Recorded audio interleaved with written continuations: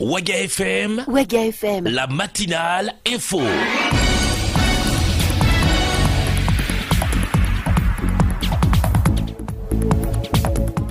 Mesdames, Messieurs, bonjour et merci de nous rejoindre à l'écoute des programmes de Waga FM. Bienvenue à cette nouvelle édition de la matinale info sur la radio de toutes les générations. Nous sommes mardi 31 janvier 2017. Voici les titres du journal.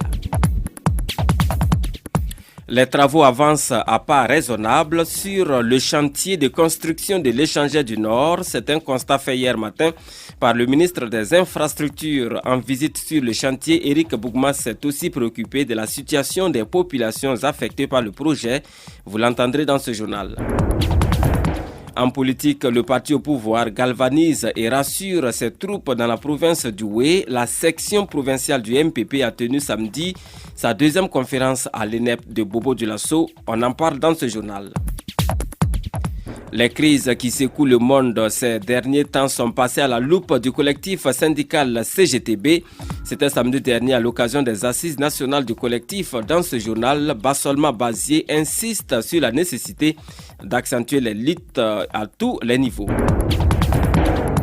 Du sport au menu de ce journal avec une fois de plus les échos de la qualification des étalons aux demi-finales de la CAN Gabon 2017.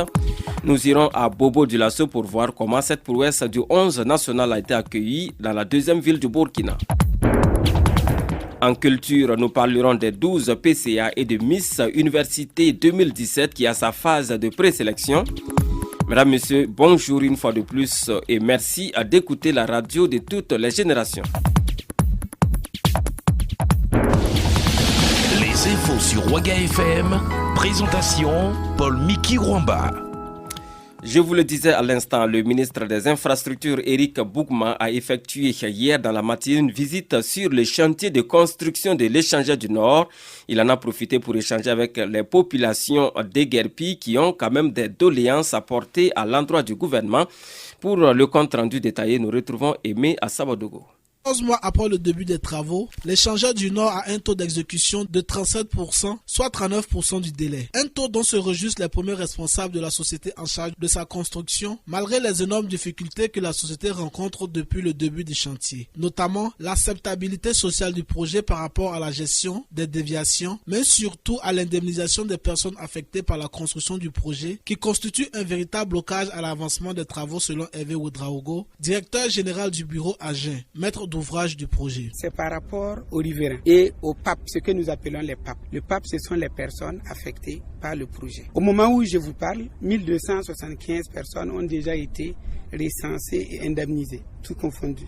Alors, il reste un groupe qui occupe à peu près 2000 m², donc qui n'est pas encore recensé et qui conteste le niveau de rémunération sont proposés. Et pour lever le frein qui empêche le projet de se dérouler normalement, le ministre des Infrastructures, Éric Bougma, appelle ces personnes à se faire recenser avant d'entamer toute négociation. Dans un premier temps, il faut que ces personnes acceptent de se faire recenser si elles remplissent les critères qui ont été définis par le projet. La deuxième étape, c'est que nous allons voir au niveau de l'enveloppe globale du projet, en concertation avec la commune de Ouagadougou et avec le ministère chargé de l'administration territoriale, quelles sont les meilleures réponses qu'il faut apporter à ce goulot d'étranglement. Malgré les difficultés que rencontre la société de construction de l'échangeur du Nord, elle affirme que le projet sera livré d'ici 24 mois, le délai qui lui est imparti. Ce projet s'élève à 67 milliards de francs CFA et mobilise chaque jour 600 ouvriers, 100 ingénieurs burkinabés et 20 ingénieurs expatriés pour sa réalisation. Un compte rendu signé Aimé Sawadogo.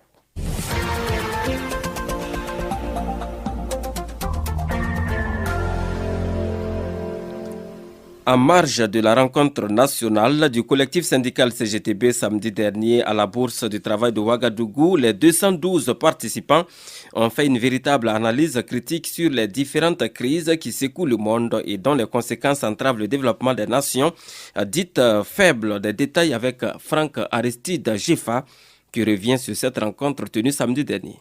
Un véritable diagnostic qu'a fait le porte-parole du collectif syndical et par ailleurs secrétaire général de la Confédération générale des travailleurs du Burkina sur les crises et guerres de positionnement que se livrent les grandes puissances. Bassolma Bazié. Cette crise se manifeste notamment par les luttes inter-impérialistes pour le répartage du monde, la volonté de la bourgeoisie impérialiste mondiale de faire payer au peuple les conséquences de sa crise et par le développement de pratiques et phénomènes avilissant l'humanité et dangereux pour elle. Et j'en cite le terrorisme, trafic en tout genre comme ceux d'êtres humains, de faux médicaments, de drogue, d'armes, blanchiment de l'argent sale à travers les banques et les places boursières, etc. Au plan africain, on note que le continent est frappé par cette crise d'envergure mondiale. En effet, du fait de ses immenses richesses naturelles, l'Afrique constitue un des terrains privilégiés des affrontements entre des puissances impérialistes. Cela consacre dans cette région du monde le retour des guerres de rapine et l'installation de bases militaires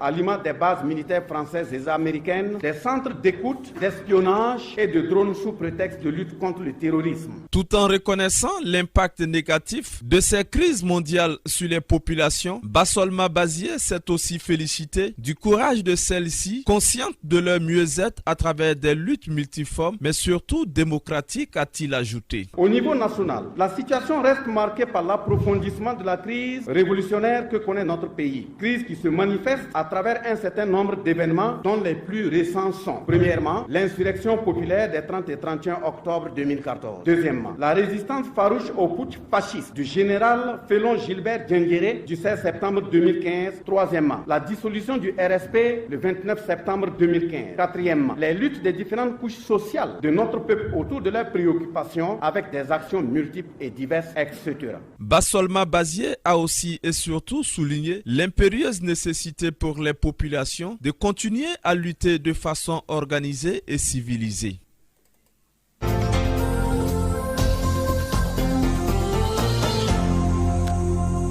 Et direction Bobo Dioulasso pour parler politique à présent. La section provinciale du MPP, le mouvement du peuple pour le progrès du Oué, a tenu sa deuxième conférence provinciale. C'était le samedi 28 janvier 2017 à l'ENEP de Bobo Dioulasso. La rencontre statutaire présidée par le secrétaire général provincial du parti au pouvoir, Léonce Sanou, a réuni des délégués venus de différents démembrements du parti. Le reportage de Chéri Fatou Dramé de la rédaction décentralisée de Ouaga FM sur place à Bobo Dioulasso. À nous l'écoutons. Ensemble dans la cohésion, agissons pour une victoire éclatante du MPP. C'est sous ce thème que le mouvement du peuple pour le progrès MPP a tenu sa deuxième conférence provinciale de la section du Oué. Le secrétaire général provincial du MPP Oué, Léon Sanou, a expliqué que cette conférence répond au respect des textes du parti. Selon nos textes statutaires, les sections provinciales qui sont effectivement des démembrements du parti au niveau de la province sont amenés à se réunir de façon statutaire pour en tout cas discuter de la vie du parti et également se donner des orientations pour parfaire effectivement les actions. Alors pour cette conférence, il y a une particularité qui est que cette conférence se tient en prélude du prochain congrès ordinaire du parti, du MPP, et qui est prévu pour début mars. Et donc dans la démarche du parti, comme vous le savez, tout parti fort devrait se reposer sur effectivement ces démembrements à la base. Au cours de cette conférence, 3 sous-thèmes seront traités en relation avec les préparatifs du congrès du parti de Roch-Marc Christian Kaboré, a expliqué le secrétaire général provincial du MPP Oué. Il y a des sous-thèmes sur lesquels, au niveau provincial, nous avons déjà en tout cas travaillé. Et le premier thème concerne la vie du parti, le second thème concerne le programme présidentiel et le troisième thème concerne effectivement le bilan des élections et les perspectives. Et donc c'est pour cela effectivement les membres statutaires de la conférence provinciale se sont réunis aujourd'hui pour réfléchir sur ces thèmes, effectivement rendre compte à la direction du parti. Selon Léon Sanou, le président du FASO Roch-Marc Christian Kaboré a pris des engagements vis-à-vis de la région des Hauts-Bassins pour sa relance économique. Merci à vous, à Chéri Fatou Dramé depuis Bobo à Dioulasso. L'actualité nationale et internationale. Ouaga FM, la radio leader. Et nous ouvrons la page culture de cette édition de la matinale info sur Ouaga FM. L'agence Ono Management opérant dans l'événementiel a organisé dimanche dernier la présélection de la 15e édition du concours Miss Université Burkina. Parmi les 34 candidates qui ont défilé, une vingtaine d'entre elles ont été retenues pour la finale. Salmatou Badini nous en dit plus dans ce compte-rendu. Université Burkina permet de mettre en relief la beauté de la femme et les capacités de celle-ci à s'exprimer et à défendre une opinion. C'est un cadre d'expression des étudiantes et une tribune récréative pour l'ensemble de la jeunesse. Venues de Koudougou, Bobo Dioulasso, Ouagadougou et Wayugia, les candidates ont tenté chacune à sa manière de séduire les membres du jury. Ibrahim Berté, président du jury, revient sur les critères de sélection. C'était une compétition très rude. Les 30 filles étaient très belles, mais c'était un concours, on avait des critères. C'était sur la qualité de la démarche, la présentation et la tenue sur la scène. Voilà, donc on était 5 membres du jury et ce sont sur ces critères principalement on s'est basé pour choisir les 20 pour la finale. Pour cette édition 2017, les innovations sont de taille, à entendre Honoré Bambara, administrateur de l'agence Ono Management et promoteur du concours. Vous avez vu que cette année, le concours a été ouvert aux filles de toutes les nationalités. On n'a pas fait de restrictions. Aussi, innovation, cette année, vous avez vu que le prix de la Miss est passé de 2 millions à 3 millions. Cela veut dire exactement que la Miss Université reçoit un salaire mensuel de 250 000 francs par mois pendant 12 mois. Et autre innovation, c'est au niveau du jury. Cette année, vous allez voir qu'au niveau de la grande finale, la moitié du jury va officier pour la première partie et la moitié pour la deuxième partie. Et ça sera par un tirage au sort. Donc le membre du jury qui vient, il ne saura pas quelle partie il va noter. En rappel, la finale de Miss Université Burkina se tiendra le 4 mars 2017 ici à Ouagadougou. Merci à vous, à Salamatou Badini. Et puis on parle de la musique à présent. Kim Ibrahim Babangida est un artiste burkinabé qui vient de mettre sur le marché discographique un album de 7 titres qui a été présenté à la presse le week-end dernier ici à Ouagadougou. Le compte rendu est de Olivier Kofi, le commentaire est de Rosalie Konkobo. Kim Ibrahim Babangida, de son vrai nom Traoré Ibrahim, a mis à la disposition de la discographie burkinabé son premier album intitulé Térédougou. Cet opus de 7 titres véhicule des messages de paix sociale et d'honneur pour les femmes. Kim Ibrahim Babangida. Moi, mon premier bébé, c'est l'album Térédougou, c'est les mauvaises compagnons. Les instruments que j'ai utilisés, il y a d'abord l'instrument de base que je joue, c'est le goni. On appelle Kamir Goni, voilà, la kora. Le balafon, le djembé, le bendré. Le bendré, c'est le bara, quoi, le tam-tam. Et il y a la guitare aussi. Ce que moi, j'attends du Burkinabé, nous qu'à consommer la musique burkinabé. Parce qu'on dit personne ne va quitter son pays, venir développer le pays de quelqu'un. Il faut que nous-mêmes soyons le consommateur de notre produit. À noter que ce premier album de Kim Ibrahim Babangida interpelle tous les fils et toutes les filles burkinabés à se donner la main pour un développement certain de leur nation.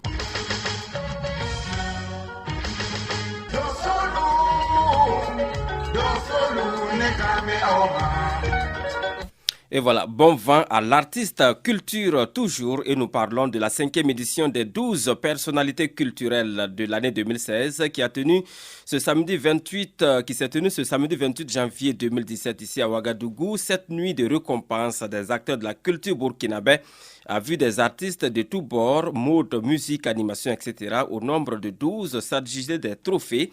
Le reportage est de Aboubakar Kébré. Comble, ambiance féerique rythmée de danse, d'humour, de mélodie. Cette 5e édition des 12 personnalités culturelles de l'année pour le compte de l'année 2016, qui s'est tenue ce 28 janvier 2017, ont été une fête dans la fête de la victoire des étalons sur la Tunisie en quart de finale de la CAN, parrainé par le ministre de la Culture Tahirou Bari, à qui on a décerné un PCA d'honneur. Cette soirée a aussi connu la présence massive des acteurs du showbiz burkinabé. Comme leur nom l'indique, les 12 PCA ont distribué 12 trophées à des artistes, à des promoteurs de spectacles, à des animateurs culturels, etc. Des trophées d'hommage ont été aussi décernés. C'est un bilan positif selon le promoteur des 12 PCA Hervé David Onla et pour le parrain qui apprécie non moins positivement cet événement, rassure de son accompagnement tant qu'il le pourra. Merci à vous, Aboubakar Kébré, pour ce commentaire. Et puis, mesdames, messieurs, nous passons au sport. Les infos sur Ouaga FM, la page sport. Sport, football et CAN Gabon 2017, la victoire des étalons du Burkina face aux Aigles de Carthage de la Tunisie a été célébrée à Bobo-Dioulasso samedi dernier.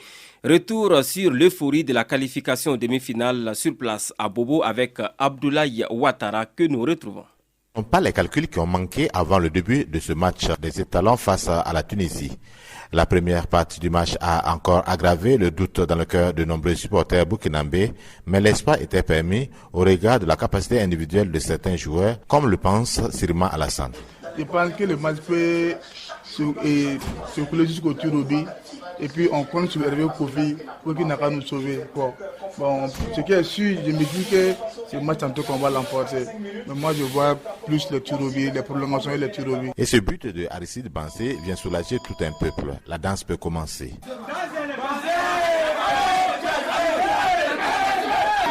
Chacun fait de cette victoire sa victoire à l'image de Sidiki Naïm Mokone. On est stupéfait, je ne peux même pas m'exprimer tellement je suis comblé, je suis dans la joie, je suis dans l'émotion et tout. Vraiment, je rends grâce à Dieu, je dis merci mon Dieu, merci Seigneur pour cette victoire. Et toujours le 226, on est à fond, toujours étalon, on est à fond, on soutient les étalons à fond. Oui, l'équipe nationale, nous 11 fantastiques, comme on le dirait. Je suis vraiment jaillé, comme on le dit, quoi. Ah, vraiment, je rends grâce à Dieu parce que c'est vraiment lui, les mots me manquent. Je m'appelle Kaboré Fatoumata. Je dis un grand merci à tous les Burkinabés. Vraiment, nous sommes très contents. Nous sommes très très contents. Donc voilà, on les félicite quoi. Voilà, vraiment, merci. Yacine Kofi, le père du portier burkinabé Hervé Kwaku Kofi, ne cache pas sa joie de voir son fils, si jeune soit-il, mais qui fait de grands exploits avec l'équipe nationale burkinabé. C'est le sentiment de satisfaction. On a senti un peu la difficulté du match. Si au finish on s'en sort à 2-0, je pense que c'est des sentiments de fierté, de gaieté. Ouais, beaucoup de plaisir, beaucoup d'émotions. Et puis bon, je pense que les conseils qu'il faut donner, il faut avoir la tête sur les épaules. Sinon vraiment ça fait vraiment plaisir de voir son enfant jouer à un tel niveau. Bon, et puis voir aussi l'équipe nationale du Burkina jouer cette campagne africaine avec beaucoup de détermination. Je pense que c'est déjà pas mal. C'est dans une ambiance de fête que la population de Bobo-Dioulasso a passé le reste de la nuit, certains avec des trompettes, d'autres avec des instruments de musique. Tout était utile pour célébrer cette victoire des étalons. Et voilà, cette victoire des étalons, on en parlera encore longtemps au Burkina Faso. À présent, nous allons tenter de rentrer en contact avec notre envoyé spécial sur place au Gabon, Salif Kaboré. Bonjour.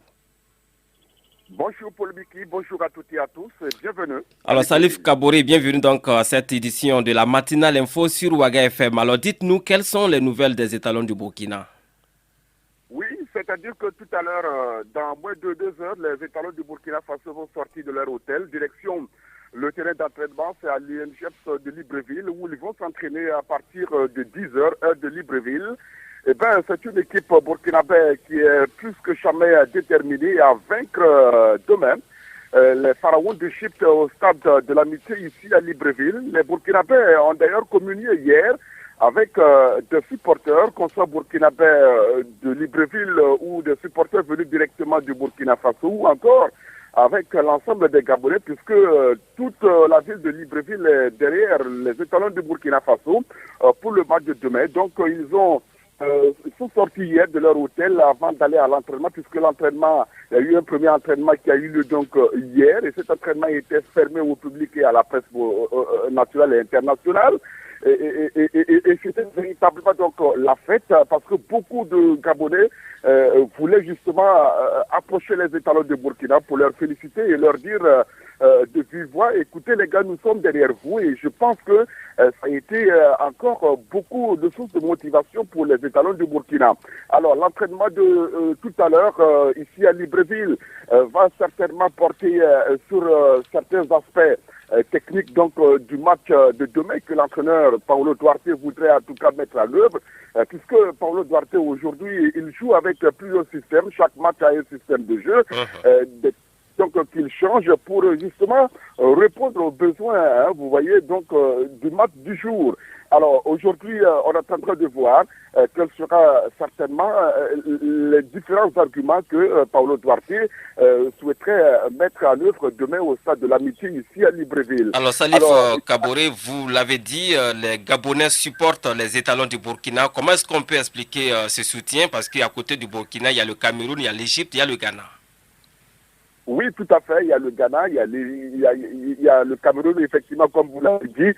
Mais d'abord, le premier argument qu'on avance ici, c'est que les étalons du Burkina Faso, eh bien, ils sont les premiers à fouler le sol gabonais avant le donc de cette Coupe d'Afrique des Nations de football. Alors, ces étalons ont eu le temps, justement, de recueillir, ou si vous voulez, de faire.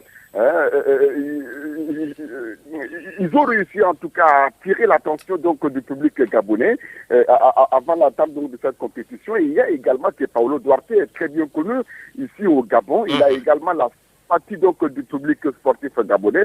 Donc voici un ensemble d'éléments réunis qui fait aujourd'hui que les étalons de Burkina sont soutenus justement par ce public gabonais. Alors je m'en vais vous dire tout de suite que déjà les tickets le stade risque d'être plein demain.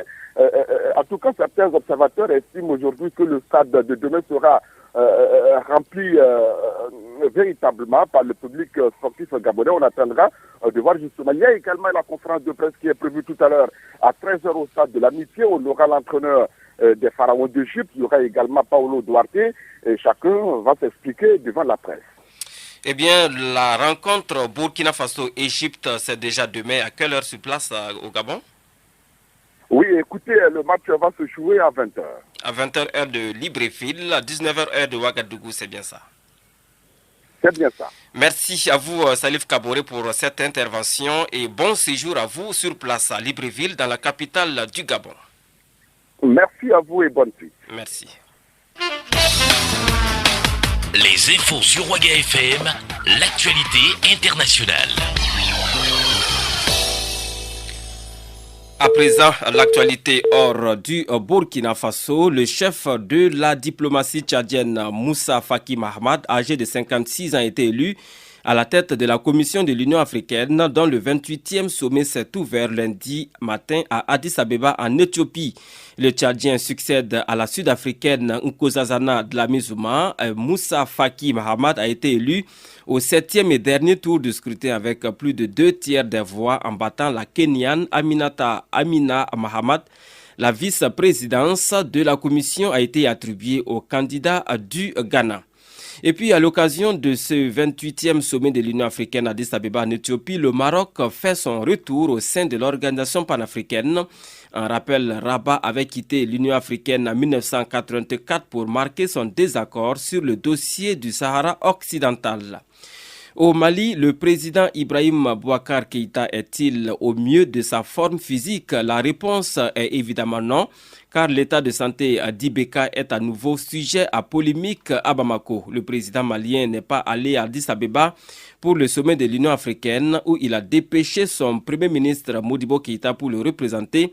À Bamako et sur les réseaux sociaux, des rumeurs enflent, mais la présidence malienne tient à rassurer. Au palais présidentiel de Koulouba, l'on affirme que le chef de l'État malien a pris quelques jours de congé et en a profité pour un bilan de santé. Voilà, mesdames, messieurs, c'est tout pour cette édition de la matinale info sur Ouaga FM, la radio de toutes les générations. Merci à vous qui nous avez suivis. Je vous rappelle que dans quelques secondes seulement, vous aurez la une des quotidiens avec Yolanda Zumbara.